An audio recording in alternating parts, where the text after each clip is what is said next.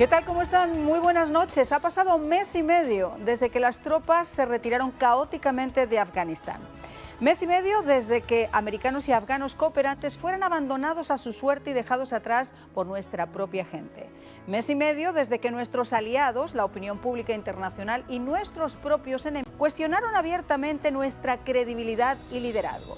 Y mes y medio desde que el presidente Joe Biden prometió que sacaría de forma segura a todos los americanos del país y aún hoy no ha cumplido su palabra.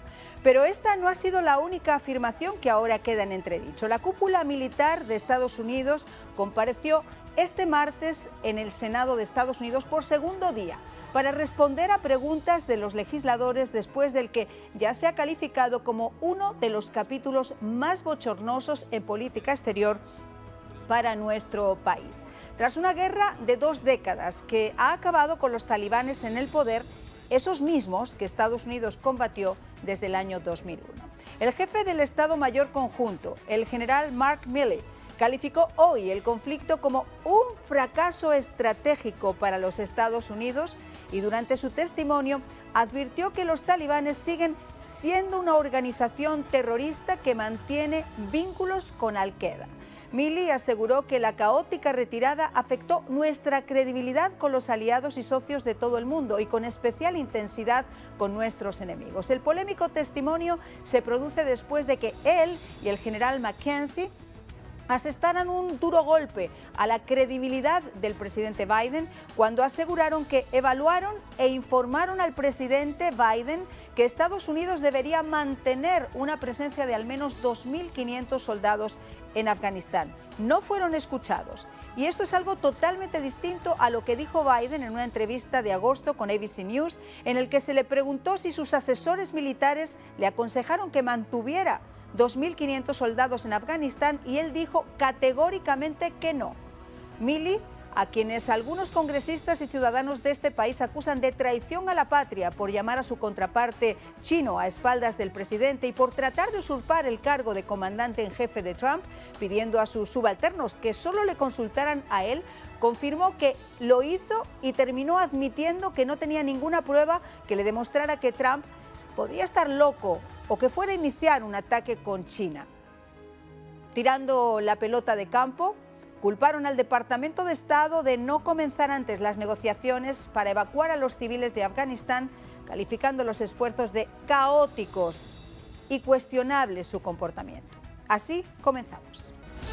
Hablando con mi querido invitado, con Octavio Pérez, ustedes lo conocen, teniente coronel de las Fuerzas Armadas de los Estados Unidos, un experto en estos temas, y nos reíamos porque, bueno, no fue una vez, me dice, fueron 3, digo, como Judas Iscariote. Exactamente, 3 veces el presidente se le preguntó, Stephanopoulos insistió como buen periodista, y él negó 3 veces, así como Pedro negó a Cristo, en esa deposición de agosto. Y eso es lo que está de contrapunto con la deposición de este segundo día, donde estos 2 generales le dijeron que sí, que él habían asesorado, aunque ellos por su parte dicen, no puedo decirte exactamente las palabras que le dije al presidente, pero sí le dijimos que tenía que dejar un mínimo de 2.500 personas.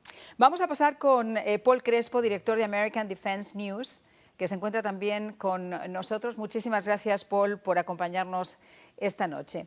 Obviamente, unas declaraciones fuertes que no solo contradicen lo que ha dicho el presidente Biden, sino que además ponen en entredicho cómo se manejaron las cosas en esa caótica retirada de las tropas. Bueno, pero una cosa que para mí es muy interesante es que lo que testificaron los generales en estos 2 días no es nada nuevo. El problema es que la prensa no le ha prestado atención, pero hasta en abril la revista periodística Politico, aquí de Washington, hizo un reporte diciendo que Biden ignoró totalmente el asesoramiento de los militares y de todos los líderes militares cuando decidió sacar las tropas de Afganistán y hacer el retiro total que él hizo en una manera absurda, y lo hizo, pero desde abril había reportes de que eso se había hecho, que lo habían asesorado de no hacerlo así, que lo habían asesorado de mantener, como dijeron, por lo menos 2.500, pero eso era lo mínimo. Yo pienso que hubiera sido mejor 5.000 o 7.000 o un poco más, pero eso se sabía, pero lo que nadie le prestó atención hasta ahora, que los 3 generales se presentan delante del Congreso y lo dicen en una manera bajo juramento, pero eso se sabía hace muchos meses atrás. Y vamos a estar claros, Biden ha querido sacar las tropas de Afganistán en una manera así, un retiro total sin incondicionalmente desde 2010, porque el que era el envoy en ese tiempo, el diplomático encargado de Obama por Afganistán, Richard Holbrooke, él notó en su diario antes de morir que él le preguntó a Biden cuando era vicepresidente que por qué él estaba con tanta ganas de salir de Afganistán. Él dijo, a mí no me interesa Afganistán, yo no quiero que mi hijo vaya a pelear por derechos de mujeres en Afganistán y yo no quiero ir de allá de ninguna manera. Y el Holbrooke le dice, pero ¿qué pasa con toda la gente que van a morir, toda la gente inocente que hemos apoyado y hemos impulsado para ser democráticos y para los derechos de las mujeres? Y dice, usó una mala palabra tremenda y dijo, eso no importa, Nixon lo hizo en Vietnam y nosotros lo podemos hacer también y no haber ningún tipo de problema. Ahora, para que sepan que él ha estado con esa cosa de sacarse las tropas de Afganistán hace 10 años o más. Ahora, Paul es director de Plan B, de ARC, Plan B, que es un grupo privado de civiles y de veteranos que se han ofrecido como voluntarios para sacar a esos americanos a los que los nuestros desgraciadamente dejaron abandonados en Afganistán. Y no son uno ni dos. Ustedes han estado en Afganistán y han hecho lo que desgraciadamente no han hecho ninguno de estos dos gerifaltes llenos de medallas, que no les caben medallas en el pecho, sentados en la Asamblea o en el Comité del Senado. ¿Cómo ven ustedes la situación? ¿Creen que realmente se podrá evacuar a los civiles americanos que están allá o algunos cooperantes?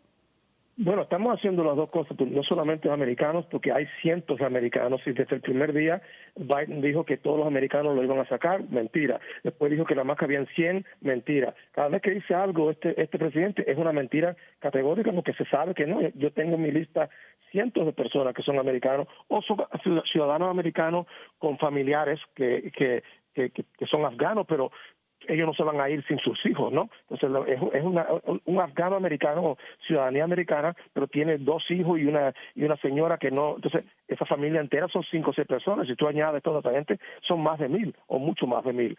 Y personas con residencia permanente también, green card, hay muchísimos también. Y todos esos fueron abandonados sin preocupación. Pero lo que hizo Biden es que sacó miles de personas, de afganos especialmente, que no fueron vetados. Entonces puso gente que posiblemente son terroristas, criminales, lo que sea. Fue tan caótico la evacuación antes de que se fueron las tropas en el 31 de agosto que estaban montando gente. Mi grupo tenía personas en el aeropuerto tratando de entrar al aeropuerto que nosotros lo habíamos vetado, lo habíamos investigado, teníamos todos los documentos, toda la información, los pasaportes, identificación, referencias, todo, y estaba todo puesto en un sistema de computadora, online, de una manera segura, y lo teníamos todo vetado y no lo dejaban entrar al aeropuerto. Mientras que a la misma vez estaban colándose otras miles de personas montados en los aviones americanos que no habían vetado nada, no sabían quién era y después terminan aquí en los Estados Unidos y son criminales, son delincuentes, son terroristas. Eso fue lo que dejó entrar, mientras que las personas que merecían de verdad y fueron vetados todavía están allá. Se quedaron allá. Bueno, vamos a pasar, vamos a escuchar. Perdóname, no quiero decir que todos los que vinieron eran malos, pero entró un grupo malo porque no fueron suficientemente vetados. Bueno, desgraciadamente ya se comprobó en Italia, en el Reino Unido y en Francia que en esos grupos, desgraciadamente, también había terroristas que habían estado en el pasado fichados y que fueron identificados, gracias a Dios, en la entrada de esos afganos al aeropuerto. Pero vamos a escuchar exactamente, para poner en contexto, qué fue exactamente lo que dijo Mark Milley, el jefe del Estado Conjunto, del Estado Mayor Conjunto. Vamos a escucharlo. Está claro, es obvio que la guerra en Afganistán no terminó en los términos que queríamos con los talibanes ahora en el poder en Kabul. Esta ha sido la mayor evacuación aérea de la historia. Se evacuaron 124.000 personas en apenas 2 semanas y tuvo un costo increíble de 11 infantes de marina, un soldado y un miembro del cuerpo de la Armada. 13 estadounidenses dieron su vida para que personas que nunca conocieron tuvieran la oportunidad de vivir en libertad. Y debemos recordar que los talibanes eran y siguen siendo una organización terrorista y todavía no han roto los lazos con Al-Qaeda. Queda por ver si los talibanes pueden o no consolidar el poder o si el país se fracturará aún más en una guerra civil. Pero debemos continuar y proteger a los Estados Unidos de América y su pueblo de los ataques terroristas provenientes de Afganistán. Una reconstitución de Al-Qaeda o ISIS con aspiraciones de atacar a los Estados Unidos es una posibilidad muy real que podría presentarse en los próximos 12 a 36 meses.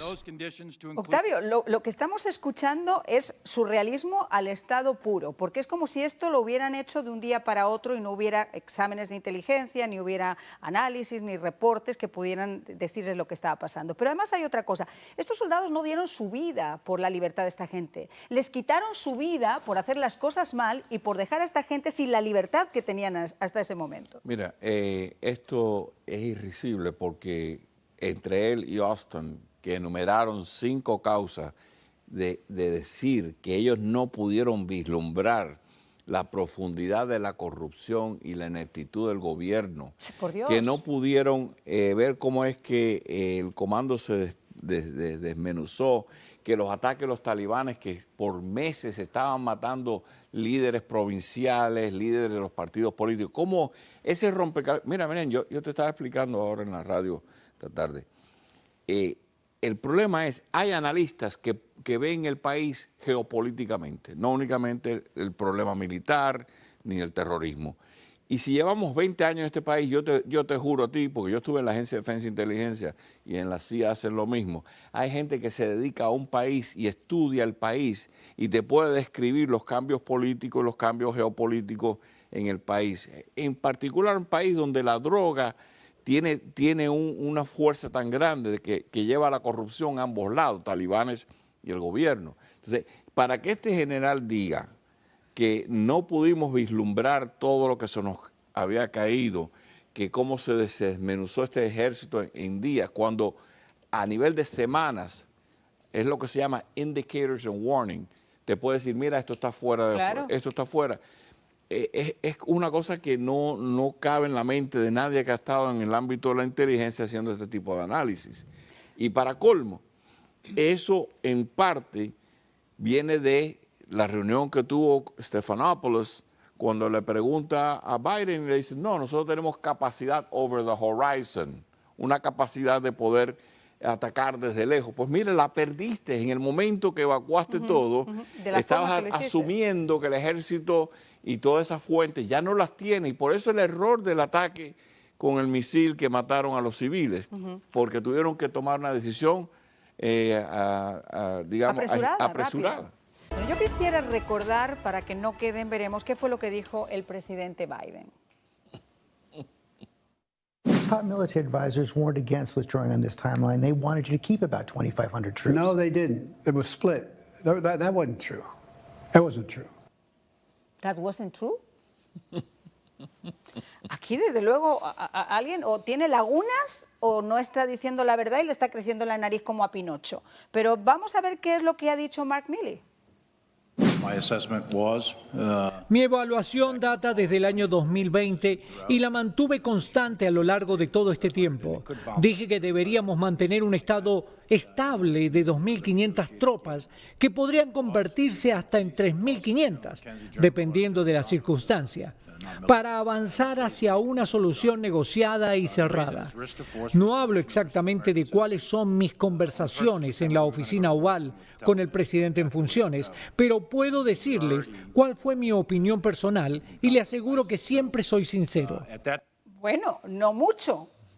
Eso de sincero tampoco, porque en lugar de ir, y es lo que quiero comentar contigo ahora, en lugar de ir al comando siguiente de mando, si pensaban que el presidente Trump estaba loco y realmente iba a atacar a China, en lugar de ir al secretario de Defensa, se fue a tocarle la puerta como portera de barrio a la señora Nancy Pelosi a contarle lo que estaba pasando. Y tuvo que admitir en el día de ayer que él mismo le aseguró a Pelosi cuando decía que el presidente Trump estaba loco, que él no tenía nada en sus manos que pudiera demostrar realmente que el presidente estaba fuera de sí. O sea, esto es de verdad, es como una vecindad, es como el Chavo. ¿Qué pinta el vicepresidente de este país, que es el segundo en la cadena de mando?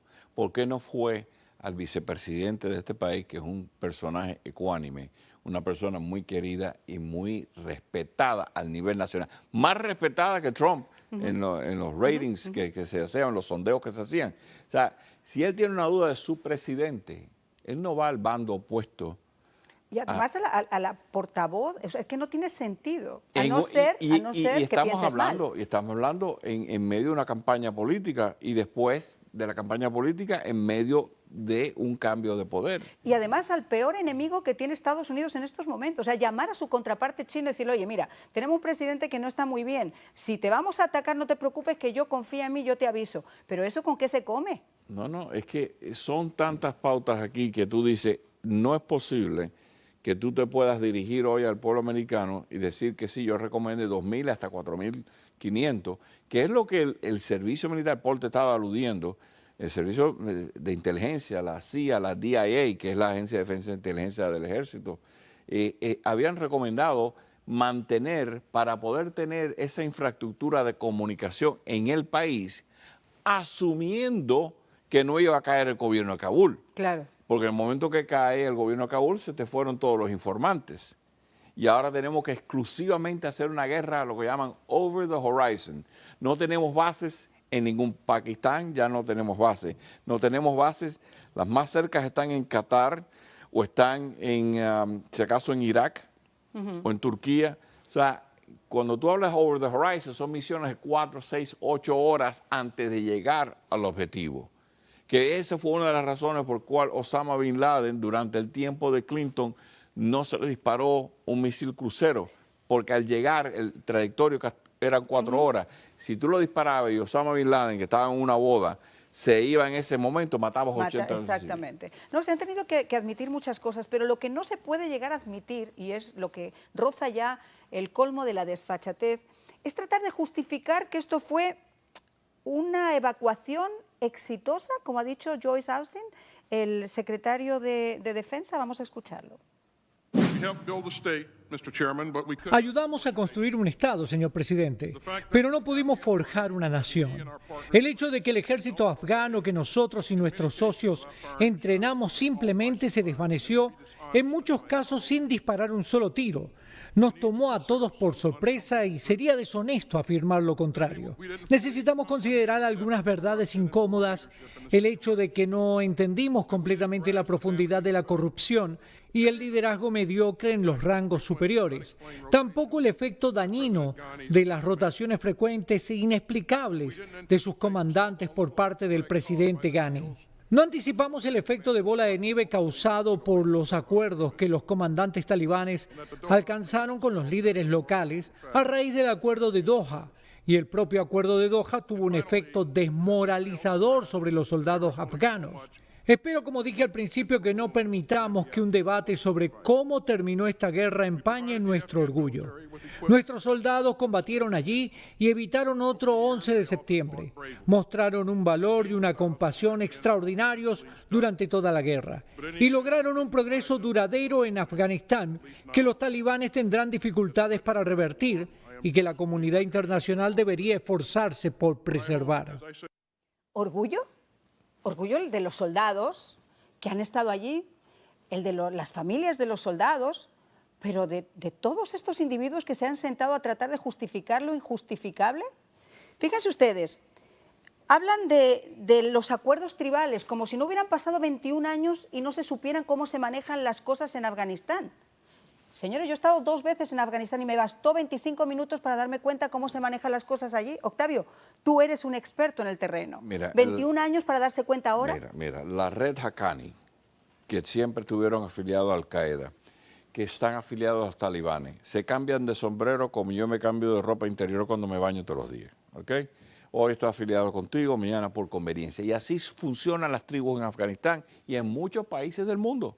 Esto no es ajeno y exclusivo de Afganistán. Entonces, el que tú no puedas capturar esto en 21 años con los analistas que te estoy diciendo que y la profundidad de la corrupción, si ahí se paga todo. Por Dios, hemos visto que ni un intento de los chinos hace 10 años de abrir una fábrica de cobre, después de invertir 2 billones, esos 2.000 millones de dólares, sacó una onza de cobre por la corrupción, que lo hemos visto. Y esos casos los analizamos Marían, eso no es una cosa de otro día. Todas estas cosas en conjunto es para que alguien en ese rompecabezas le digan, esto no está mal. El acuerdo de Doha exigía que para el mes de enero o febrero se reunieran.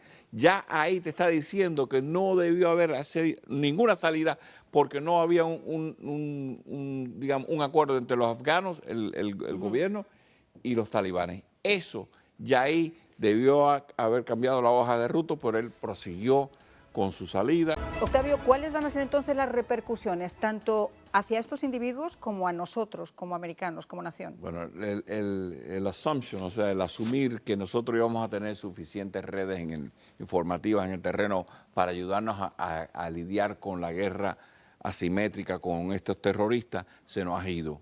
Ahora estamos optando por operaciones over the horizon, que quiere decir 8 o 10 horas, que tú disparas un misil y no sabes si le das al enemigo o le das a unos civiles. Ese es el peligro que tenemos ahora y la reorganización de todos estos individuos que pueden atacarnos en los Estados Unidos o en otras bases militares en los Estados Unidos. Ahora tenemos que volver al plano número 1 de pensar que a lo mejor posiblemente tengamos que mandar soldados a ese sector en un tiempo. ¿Y qué les va a pasar a estos señores de tantas medallas en el pecho? Bueno, ojalá para mí ellos por vergüenza que entreguen su retiro, o algunos de ellos, si hay algún familiar de esos 13 que murieron que quiera proseguir cargos en una corte civil, no podrá hacerlo mientras esté en el mando, lo pueden hacer en las cortes civiles después, pero esos individuos pueden ser encausados, especialmente Milley. Te lo agradezco muchísimo, Octavio, y espero que nosotros tengamos ahora ideas un poquito más claras en la casa.